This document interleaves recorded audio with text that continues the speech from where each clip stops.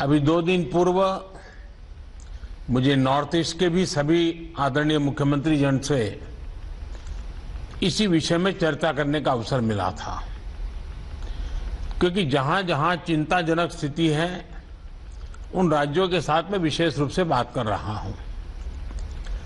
साथियों, बीते 1.5 साल में देश ने इतनी बड़ी महामारी से मुकाबला आपसी सहयोग और एकजुट प्रयासों से ही किया है। सभी राज्य सरकारों ने जिस तरह एक दूसरे से सीखने का प्रयास किया है, बेस्ट प्रैक्टिसेस को समझने का प्रयास किया है,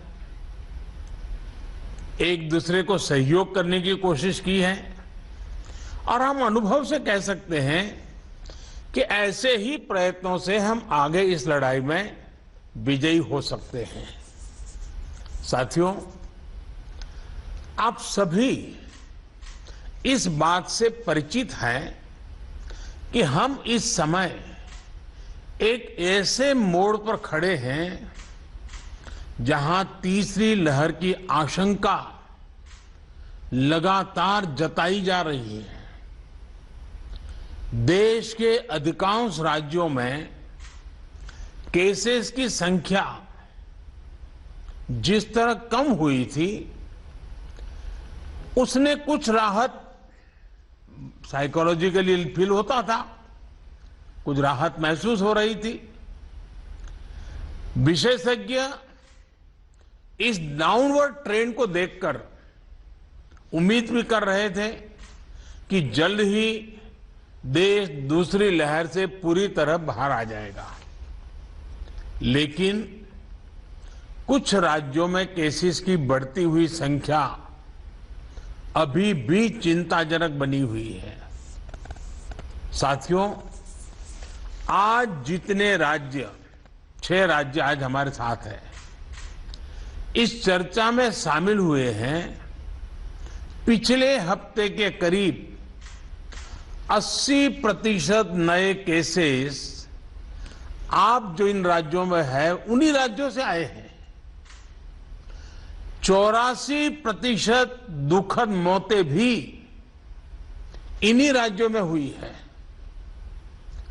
शुरुआत में विशेषज्ञ ये मान रहे थे कि जहां से सेकेंड वेव की शुरुआत हुई थी वहां स्थिति अन्य की तुलना में पहले नियंत्रण में होगी, लेकिन महाराष्ट्र और केरल में केसेस का इजाफा लगातार देखने को मिल रहा है। ये वाकई हम सबके लिए, देश के लिए एक गंभीर चिंता का विषय है। आप सब इससे परिचित हैं कि ऐसे ही ट्रेंड हमें सेकेंड वेव के पहले जनवरी फरवरी में भी देखने को मिले थे। इसलिए आशंका स्वाभाविक रूप से बढ़ जाती है कि अगर स्थिति नियंत्रण में नहीं आई तो मुश्किल हो सकती है। बहुत जरूरी है कि जिन राज्यों में केसेस बढ़ रहे हैं उन्हें प्रोएक्टिव मेजर्स लेते हुए तीसरी लहर की किसी भी आशंका को रोकना होगा। साथियों, एक्सपर्ट्स बताते हैं कि लंबे समय तक लगातार केसेस बढ़ने से कोरोना के वायरस में म्यूटेशन की आशंका बढ़ जाती है, नए नए वेरिएंट्स का खतरा बढ़ जाता है। इसलिए तीसरी लहर को रोकने के लिए कोरोना के खिलाफ प्रभावी कदम उठाया जाना नितांत आवश्यक है। इस दिशा में स्ट्रैटेजी वही है जो आप अपने राज्यों में अपना चुके हैं, पूरे देश ने उसको लागू किया हुआ है और उसका एक अनुभव भी हमें है। जो आपके लिए भी टेस्टेड एंड प्रूवन मेथड है। टेस्ट, ट्रैक और ट्रीट, और अब टीका। टेस्ट, ट्रैक, ट्रीट एंड टीका, इसी वैक्सीन की हमारी रणनीति फोकस करते हुए हमें आगे बढ़ना है। माइक्रो कंटेनमेंट जोन्स पर हमें विशेष ध्यान देना होगा। जिन जिलों में पॉजिटिविटी रेट ज्यादा है, जहां से नंबर ऑफ केसेस ज्यादा आ रहे हैं, वहां उतना ही ज्यादा फोकस भी होना चाहिए। अभी जब मैं नॉर्थ ईस्ट के साथियों से बात कर रहा था तो एक बात उभर करके आई कि कुछ राज्यों ने लॉकडाउन ही नहीं किया, लेकिन माइक्रो कंटेनमेंट जोन पर बहुत बल दिया और उसके कारण वो स्थिति को संभाल पाए। टेस्टिंग में भी ऐसे जिलों पर विशेष ध्यान देते हुए पूरे प्रदेश में टेस्टिंग को ज्यादा से ज्यादा बढ़ाया जाना चाहिए। जिन जिलों में, जिन इलाकों में संक्रमण ज्यादा है, वहां वैक्सीन भी हमारे लिए एक स्ट्रैटेजिक टूल है। वैक्सीन के प्रभावी इस्तेमाल से कोरोना की वजह से उत्पन्न परेशानियों को कम किया जा सकता है। कई राज्य इस समय हमें जो विंडो मिली है उसका इस्तेमाल अपनी आरटी-पीसीआर टेस्टिंग कैपेसिटी बढ़ाने में भी कर रहे हैं। ये भी एक सराहनीय और जरूरी कदम है। ज्यादा से ज्यादा आरटी-पीसीआर टेस्टिंग वायरस को रोकने में काफी प्रभावी हो सकते हैं। साथियों, देश के सभी राज्यों को नए आईसीयू बेड्स बनाने, टेस्टिंग क्षमता बढ़ाने और दूसरी सभी जरूरतों के लिए फंड उपलब्ध करवाया जा रहा है। केंद्र सरकार ने हाल ही में 23,000 करोड़ 23,000 करोड़ रुपए से ज्यादा का इमरजेंसी कोविड रेस्पॉन्स पैकेज भी जारी किया है। मैं चाहूंगा कि इस बजट का उपयोग हेल्थ इंफ्रास्ट्रक्चर को और मजबूत करने के लिए हो।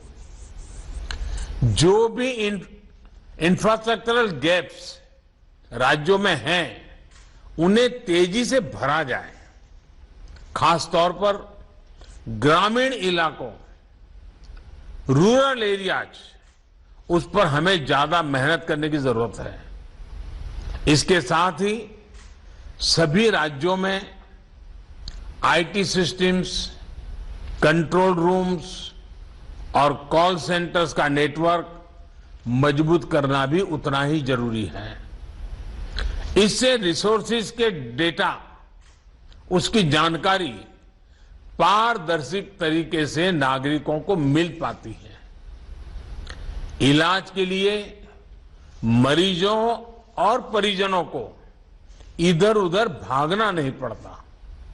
साथियों, मुझे बताया गया है कि आपके राज्यों में जो 332 पीएसए प्लांट्स एलोकेट किए गए हैं, उनमें से 53 कमीशन हो चुके हैं। मेरा सभी राज्यों से आग्रह है कि इन पीएसए ऑक्सीजन प्लांट्स को जल्द से जल्द पूरा करें। किसी एक सीनियर अफसर को स्पेशली यही काम में लगाइए और 15-20 दिन का मिशन मोड में इस काम को आप पूरा करवाइए। साथियों, एक और चिंता बच्चों को लेकर भी है।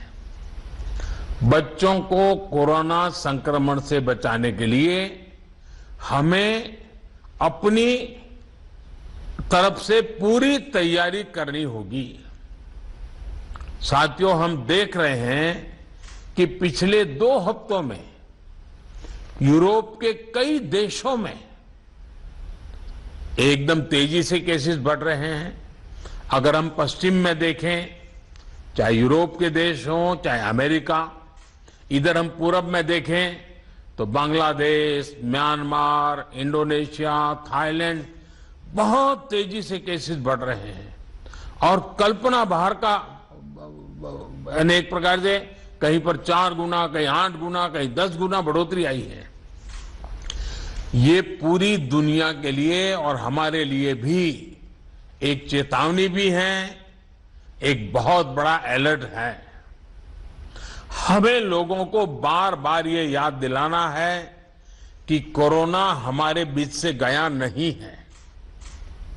हमारे यहां ज्यादातर जगहों में अनलॉक के बाद की जो तस्वीरें आ रही हैं, वो इस चिंता को और ज्यादा बढ़ाती है। इसका जिक्र मैंने अभी नॉर्थ ईस्ट के सब साथियों से बात कर रहा था, उस दिन भी किया था। मैं आज फिर से जोर देकर के इस बात को दोहराना चाहता हूं। आज जो राज्य हमारे साथ जुड़े हैं, इनमें तो कई बड़े मेट्रोपॉलिटन शहर हैं, बहुत सघन आबादी वाले हैं। हमें इसे भी ध्यान में रखना होगा। सार्वजनिक स्थलों पर भीड़ लगने से रोकने के लिए हमें सजग, सतर्क और सख्त होना पड़ेगा। सरकार के साथ साथ अन्य राजनीतिक दलों, सामाजिक संगठनों और एनजीओज को, सिविल सोसाइटी को साथ लेकर हमें लगातार लोगों को जागरूक करते रहना है। मुझे विश्वास है कि आप सबके व्यापक अनुभव इस दिशा में काफी काम आएंगे। आप सबने इस महत्वपूर्ण बैठक के लिए समय निकाला, इसके लिए आपका बहुत बहुत धन्यवाद। और जैसा आप सभी आदरणीय मुख्यमंत्री जी ने उल्लेख किया, मैं हर पल अवेलेबल हूं। हमारा संपर्क बना रहता है, आगे भी मैं हमेशा अवेलेबल रहूंगा, ताकि हम सब मिलकर के इस संकट से मानव जात को बचाने के इस अभियान में अपने अपने राज्यों को भी हम बचा सकें। मेरी आप सबको बहुत शुभकामनाएं हैं। बहुत बहुत धन्यवाद। अब मैं